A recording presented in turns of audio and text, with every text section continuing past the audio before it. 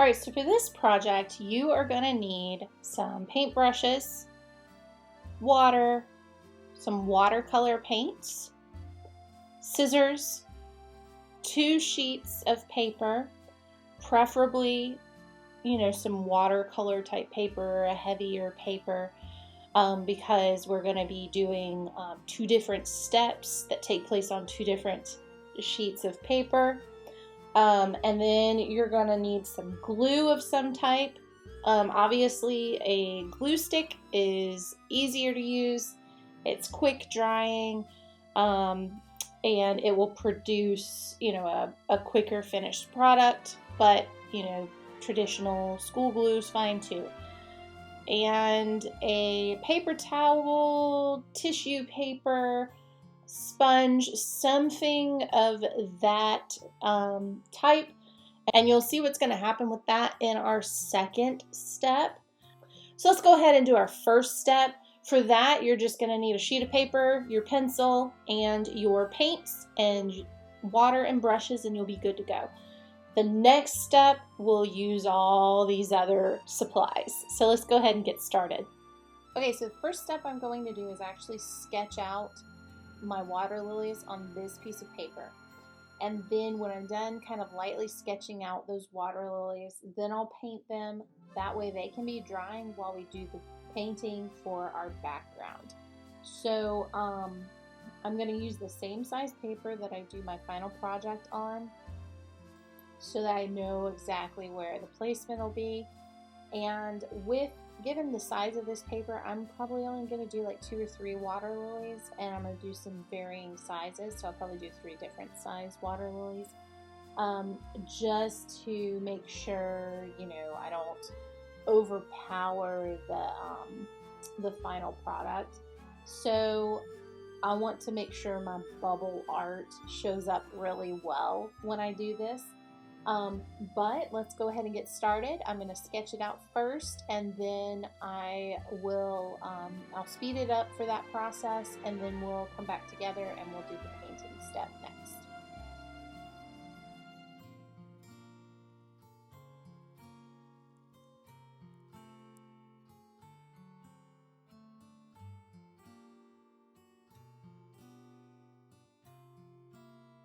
Alright, so of course I have finished sketching out my water lilies. If we remember our lesson on Impressionism, we know that, basically the reason that it got that name, Impressionism, is because the things were like an impression of reality. So they're not going to be like photographically perfect. Okay, so it's not going to look like what we may see exactly perfectly in the real world. And that is okay. So what I'm going to do is just kind of mix up a few colors. I'm going to pull some of that, and we'll go ahead and get started in here.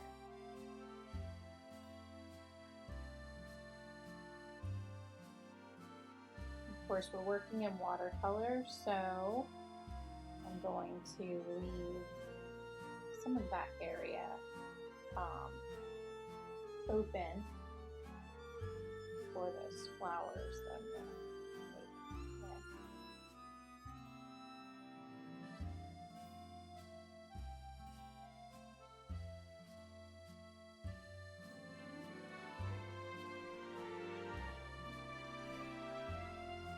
make. Okay, so I'll let the green dry for a little bit. I'll probably go back in and add some more highlights and so forth. But now I'm going to go and move into my flowers.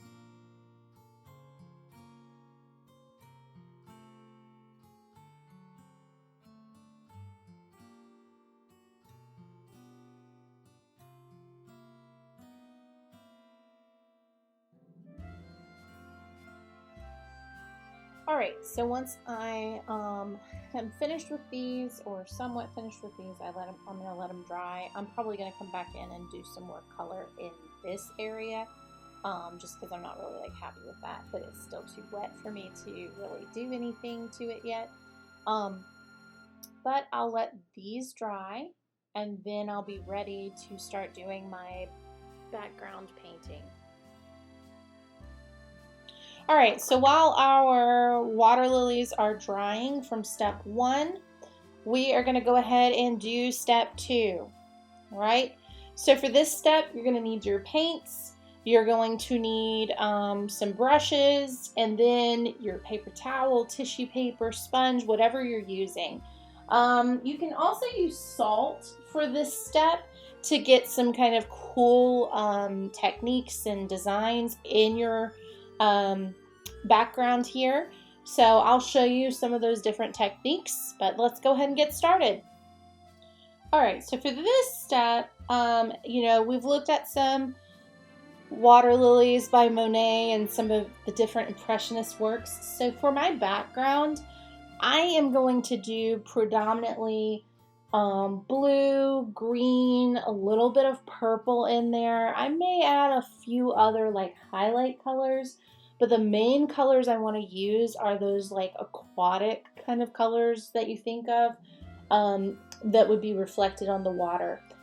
As we've looked at Claude Monet's work, he used all kinds of colors depending on how the light was hitting things, how different things were reflecting, and so forth. It all changed how the water and those different surfaces, the colors that they had. So I'm going to stick with predominantly a blue, green, purple kind of a color palette, which of course, if we've looked at our color theory and studied those things, we know that's an analogous color scheme because those colors are beside each other on the color wheel. So I'm going to stick with that kind of analogous color scheme for my background. But I may add in a little touch of pink, kind of like I have on my water lilies, a little bit of pink in there. But predominantly I'm going to be doing blues, some purples, and greens. All right, so I'm going to use a big brush. It does have a little bit of the blue on there. That's fine. I'm just going to add in some water with some of that blue in there. All right, so I want to add just some water in there because we know how, watercolor does when there's water added in there. And so I'm just kind of laying some of that down there because this is a water scene. I want it to have some of that action and so forth.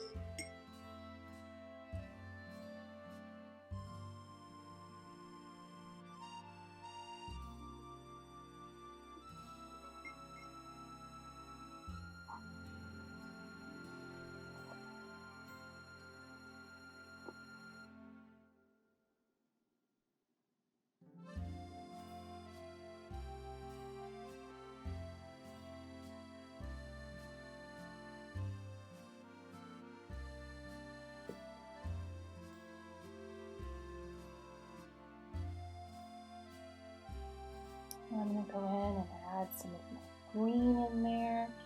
And remember, Impressionism, it was an impression of what they were representing. That was kind of like it wasn't a compliment when they named it Impressionism.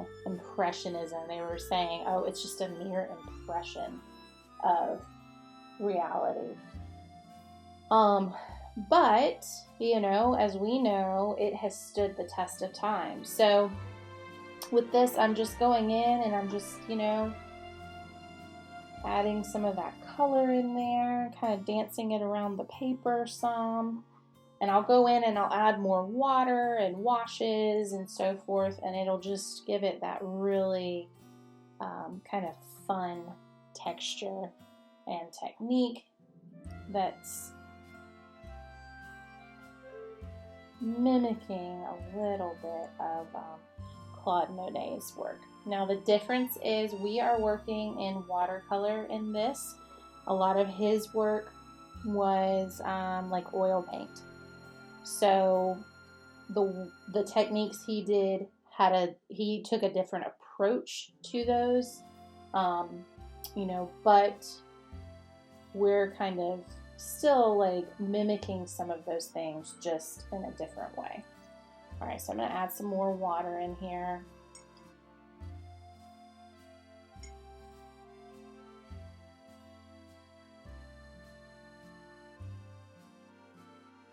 I'll wash out some of that. All right, and now I'm going to come in with this real heavy blue color. And I'm just going to like tap it into some places and let it kind of spread on its own. So as it hits that water, it's going to do its own little magic, which we've learned about.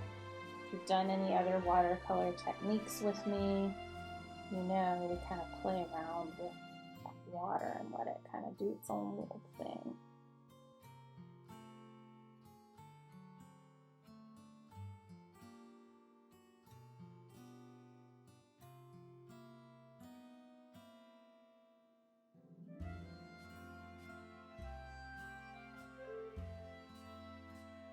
Now my paper is going to curl because I'm not using like a heavy watercolor paper.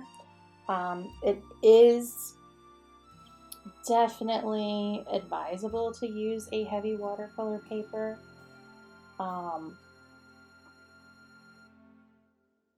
If you have that option. So that is why we do have on your supply list that you need like a watercolor pad or something like that, because paper reacts. When you're using a lot of water, your paper is going to curl. That's why we also don't do things on like printer paper. It just doesn't work well.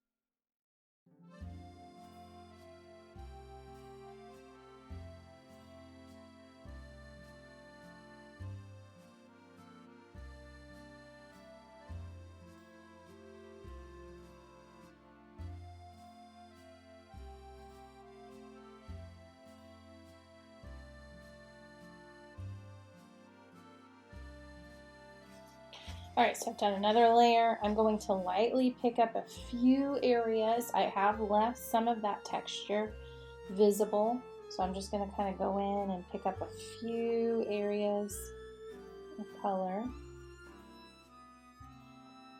just like that.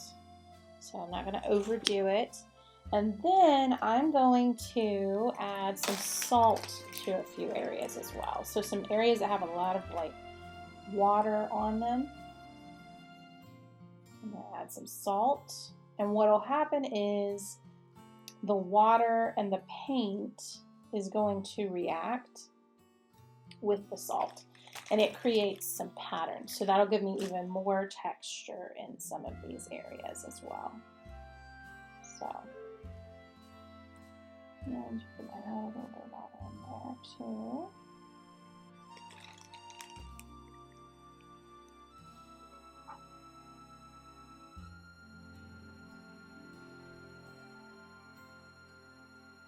So just places you can kind of see how I push the water out.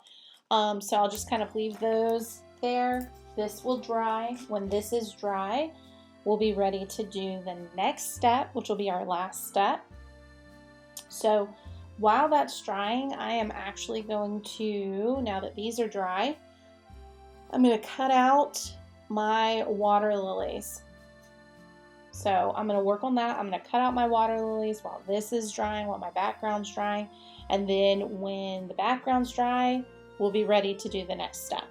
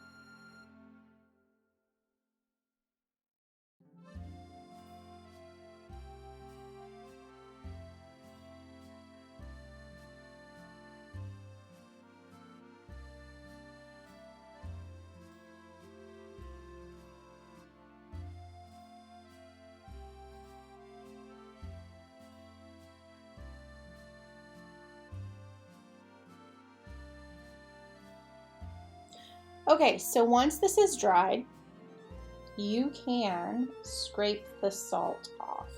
So I'm just going to use my fingers, move this salt off before I move on to the next step. As you can see, I have cut my water lilies out, so they're ready to go. So for the next step, after I scrape off all of this salt, I'm going to need my water lilies that I did ahead of time on a separate piece of paper, have them cut out, and then you're going to need some glue.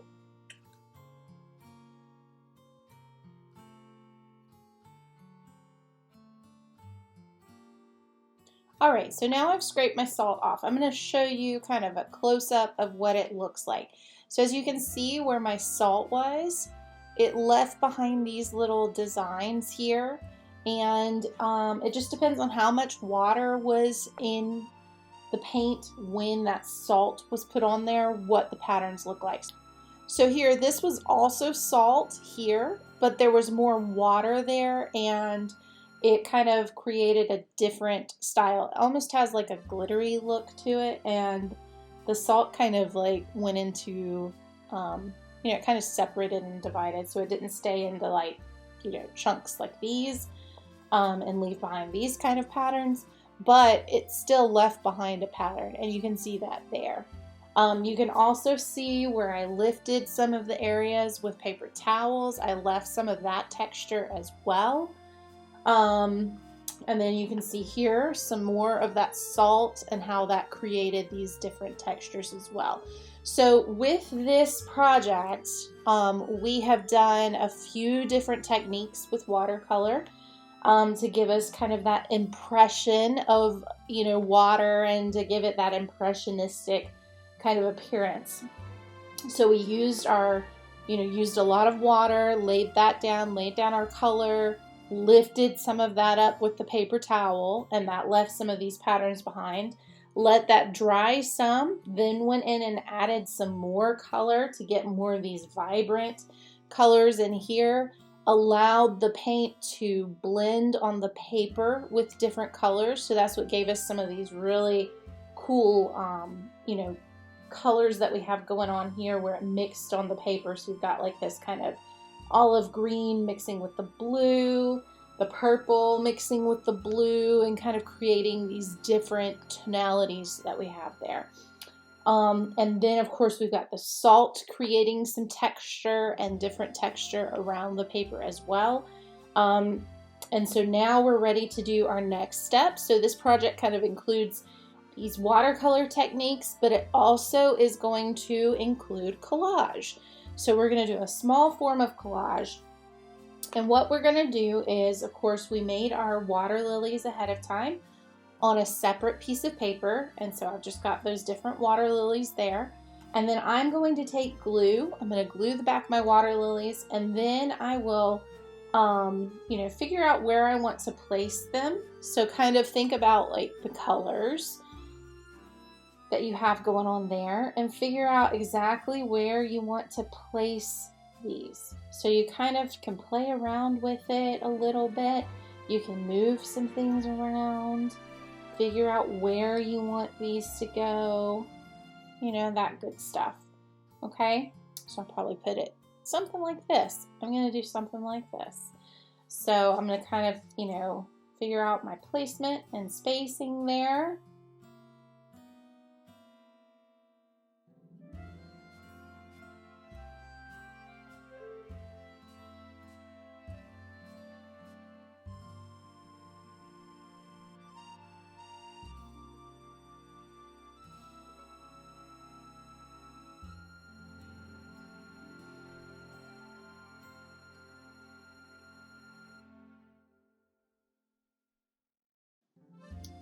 Alright, so when you're done with this step, you're done with your project.